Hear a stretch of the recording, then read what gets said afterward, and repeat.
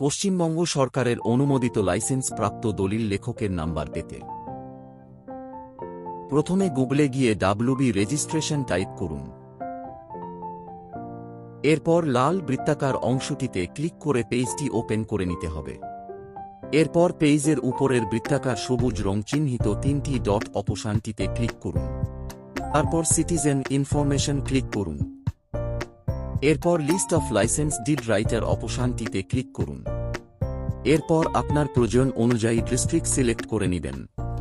আমি একজন দলিল লেখক, আমার নামটি দেখাচ্ছি আপনাদের। আমার ডিস্ট্রিক্ট পশ্চিম মেদিনীপুর সিলেক্ট করে নিলাম। এখানে এডিএস আর অফিস অনুযায়ী লেখকের নাম নথিভুক্ত থাকে। এই যে আমার নাম অরূপ মান্না দেখছেন। এরকমভাবে আপনার পছন্দ মতো লেখককে বেছে নিন ও পরামর্শ করুন। এখন চারিদিকে দালাল ভরে গেছে, তাই সঠিক কাজ সঠিক দামে সঠিক